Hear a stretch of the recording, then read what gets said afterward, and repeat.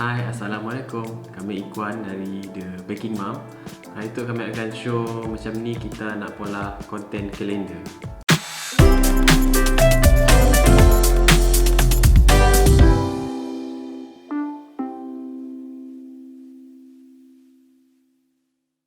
So first thing first, apa itu content calendar? Content calendar adalah satu jadual yang kita akan pakai untuk kita susun perkara yang kita mau post dalam social media berdasarkan bulan, hari ataupun jam. Sebagai contoh, content calendar selalunya include personal post, testimoni ataupun update untuk existing content. First is kalau social media kita seperti Facebook, Instagram ataupun YouTube adalah untuk hobi, then content calendar adalah sesuatu yang perlu gila. Tetapi jika kita ada business yang kita mau kembangkan, then content calendar adalah sesuatu yang perlu dalam business kita untuk memastikan kita boleh berkembang dengan baik lah. So if kita mau gunakan content calendar tu untuk mengembangkan business kita, then kita mesti consistent follow our content calendar. Ada 3 cara untuk memastikan content calendar kita tolong kita untuk develop kita pun business. Pertama adalah bila kita dah set dalam content calendar, kita mesti follow everyday apa yang kita dah schedule dalam content calendar. Sebagai contoh daripada hari Isnin hingga hari Ahad, kita dah set Isnin kita mau post apa, Selasa kita mau post apa, sampai Ahad. So every day kita akan ada satu jadual yang bersusun yang kita dah boleh follow supaya kita get mix up dalam kita pun post. Sebagai contoh, hari Isnin kita mau post pasal testimoni. So bila kita dah ada jadual, Isnin testimoni, kedua hari Selasa adalah untuk produk, Rabu adalah untuk tips. So bila kita ada jadual, our content akan bertimpa-timpa. Maksudnya hari Isnin kita post pasal testimoni, jika hari Selasa kita mau post pasal testimoni lagi, Rabu pun testimoni lagi. So crowd yang ada dalam, sebagai contoh FB page kita, crowd yang ada dalamnya akan rasa boring dengan kita pun page. Then mungkin kita ada jadual, kita akan tend to follow our jadual lah. If kita set dah jadual, kita akan post lebih kurang sebab kita set dah jadual, kita set dah pola content calendar. Hari Isnin kita post pasal testimoni. Hari Selasa kita a bit busy, so kita lupa untuk publish.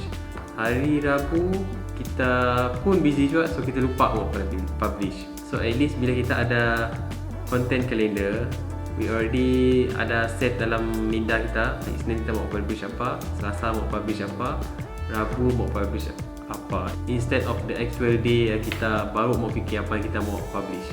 Perkara kedua adalah content calendar membantu kita untuk organize in our posting. Mungkin kita ada beberapa orang yang post dalam satu social media. Sebagai contoh, page Baking Mom dihandle oleh 2 orang. So ada satu apps yang Baking Mom pakai, because Baking Mom ada 2 orang yang akan post dalam page Instagram and YouTube. So we use Time Tree pun apps. Dalamnya we can install dalam telefon kami orang, and we know this day apa yang mau di-post and siapa yang akan post. So kita jadi mix up in our everyday post lah. Dan yang ketiga yang bagus tentang content calendar yang boleh membantu kita untuk mengembangkan bisnes kita adalah kita dapat nampak keseluruhan picture apa yang kita mau post dalam social media kita ya, untuk masa let's say kita set dalam 1 bulan. So 1 bulan ni kita nampak post apa yang kita mau post dalam hari tu, minggu tu, or the next month. Sebab let's say in that month ada satu festive, ada satu perayaan, let's say macam Happy Mother's Day. The Baking Mom akan highlight that Mother's Day and all the posts akan fokus on Mother's Day aja. So now kita pergi ke cara macam ni kita nak pola content calendar. Ada banyak apps ataupun software yang kita boleh pakai. Yang kami orang pakai adalah, if-nya dalam komputer, Excel. So you just do a simple calendar. Ada hari, ada tarikh, let's say March.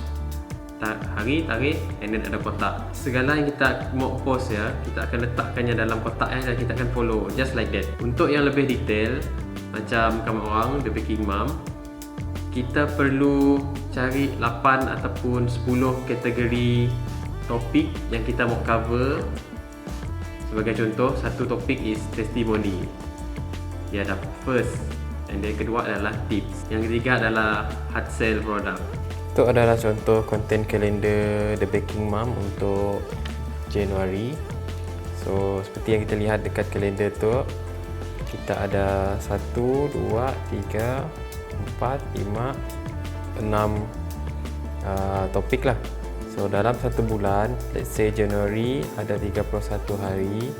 So 31 hari ya, kita bahagi dengan 6 topik. So setiap topik should be ada pecahan yang pun untuk minggu lah. So kami orang telah susun macam tips untuk hari Selasa. Kepada siapa-siapa yang mau tanya soalan dengan The Baking Mom, kami orang telah set posting for hari Khamis, and then testimony or review we set on Friday, and then Saturday and Sunday we set for product selling and marketing. And then on Monday usually we focus dengan quote, and then Tuesday kami akan post behind the scene. Di sampingnya post, kami orang pun akan post our product yang customer dah beli, so that people dapat tengok apa yang kami orang telah jual di apa yang kami orang telah olah dalam minggu lah. So at the end of the month, kami orang akan buat summary just to simplify apa yang telah berlaku pada bulan tersebut lah. So ya jak, untuk konten kalender, sampel konten kalender dari The Baking Mom lah. Kita orang boleh fleksibel olah kita orang pun konten kalender, depend dengan kita orang pun kesesuaian dan platform apa yang kita orang mau pakai, either Facebook ataupun YouTube ataupun Instagram. Okay, now bila kita dah ada konten kalender, kita perlu pastikan yang kita follow konten kalender ya secara disiplin lah. And if you follow konten kalender secara disiplin, kita akan nampak kesannya terhadap our social media lah. Akan dapat attract banyak lagi orang akan rasa our platform ya fokus, supaya kita lari daripada kita pun topik lah. Kepada siapa-siapa yang rasa video kami orang untuk menarik, boleh tolong share video kami orang dan like and komen dekat bawah. Komen juga dekat bawah if kita orang rasa ada benda yang kami orang boleh share lagi pada masa depan. And ni tahu kami orang boleh pola video pasalnya, dan kita orang pun dapat benefit daripada video ya. So sekian, terima kasih. Bye.